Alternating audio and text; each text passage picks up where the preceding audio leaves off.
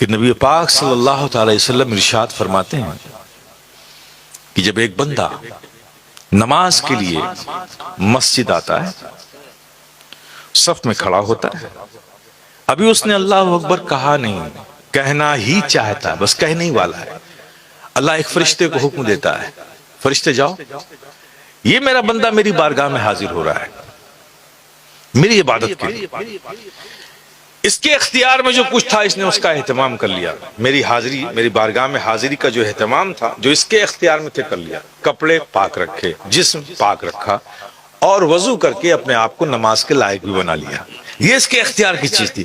تو ظاہری اعتبار سے جو کچھ یہ کر سکتا تھا اس نے کر لیا، لیکن مجھ پاک کی بارگاہ میں حاضر ہو رہا ہے، تو یہ باطن کو نجاستوں سے پاک کرنے کا تو اس کو کوئی اختیار ہی نہیں، کوئی قدرت ہی نہیں ہے۔ تو میں چاہتا ہوں کہ میرا بندہ ظاہر و باطن دونوں لحاظ سے پاک ہو کر میری بارگاہ میں حاضر ہو۔ تو فرشتے کو رب حکم دیتا، جاؤ اس کے اندر باطن میں جو گناہوں کی نجاستیں ہیں سب اس کے اندر سے نکال کر الگ کر دو۔ ظاہر کو تو خود اس نے پاک کر رکھا تھا، اور باطن کو جا کر تم پاک کر دو تاکہ مجھ پاک کی بارگاہ میں مکمل پاک ہو کر یہ حاضر ہو جائے۔ فرشتہ رب کے حکم سے آتا ہے، ابھی اس بندے نے اللہ اکبر کہا نہیں تھا کہ فوراً ہی اس کی ساری غلاظتوں کو، نجاستوں کو، اس کے اندر سے گناہ کی نجاستوں کو نکال لیتا ہے اور ایک گٹھری باندھ کے رکھ دیتا ہے۔ وہ بندہ نماز سے فارغ ہوا، نماز سے فارغ ہوا تو فرشتہ رب کی حضور کہتا ہے کہ مولا تیرے حکم سے میں نے اس کے گناہ کی نجاستوں کو اس سے الگ کیا تھا، اب یہ نماز پڑھ چکا، اب اس کے گناہوں کا کیا کروں؟ یہ جو گناہ اس سے نکالے تھے اس کا کیا کروں؟ تو رحمت الہیہ مسکرا اٹھتی ہے اور کہتی ہے، ارے فرشتوں، جب الگ کر لیا ہے تو الگ ہی رہنے دو، الگ کر لیا ہے الگ ہی رہنے دو۔ بولو میرے پیارے، اس کی ضرورت ہے کہ نہیں تمہیں؟ کتنی ضرورت ہے، کیسی مس کر رہے ہو تم یار، کتنی بڑی نعمت ہے۔ فجر میں پڑھ لیا، گئے گناہ، بیلنس میں کوئی گناہ نہیں۔ اب فجر اور ظہر کے بیچ میں کچھ خطا ہو گئی، ظاہر ہے کہ انسان تو خطا اور اس کا بھول کا مرکب ہے، نسیان تو ہو ہی جاتا ہے۔ ہو گئی، ظہر پڑی، پھر بیلنس میں کچھ نہیں، ظہر عصر کے درمیان کچھ غلطی ہو گئی، کچھ جرم ہو گیا، مغرب پڑھ لی، پھر ختم سب۔ پھر مغرب اور عشاء کے درمیان کچھ خطا ہو گئی، مغرب پڑھ لیا، ختم۔ اب عشاء پڑھ لو، مغرب اور عشاء کے درمیان کچھ خطا ہو گئی، عشاء پڑھ لو، پھر بیلنس میں کچھ بچا گیا نہیں نا؟ اب سو رہے ہو نا؟ اب سوچو ذرا، اگر نیند کی حالت میں تمہاری روح قبض ہو گئی تو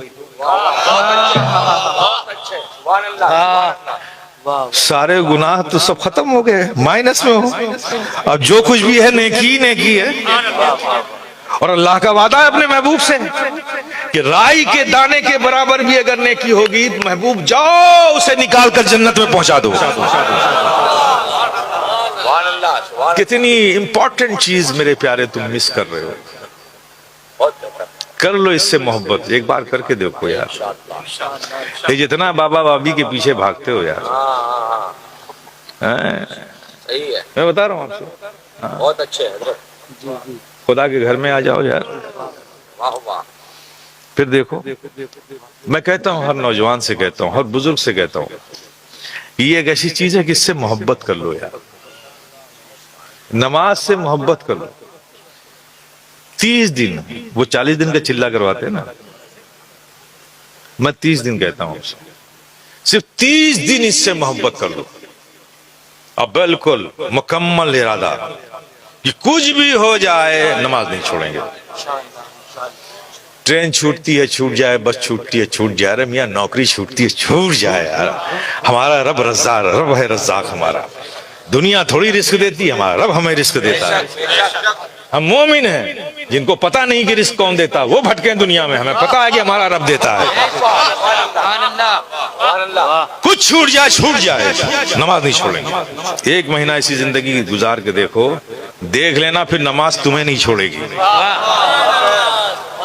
عشاء پڑھ کے نہیں سو گے، رات بھر بے چین ہو گے، جب تک پڑھ نہیں لو گے گہری نیند نہیں آئے گی۔ میرے پیارے آج بھی جنگ کے میدان گواہی دیں گے، اس سے بڑھ کر نہیں تلوار، نمازی بن جا۔ کس میں ہمت ہے جو دیکھے تیری مسجد کی طرف، کس میں ہمت ہے جو دیکھے تیری مسجد کی طرف، شرط اتنی ہے میرے یار، نمازی بن جا۔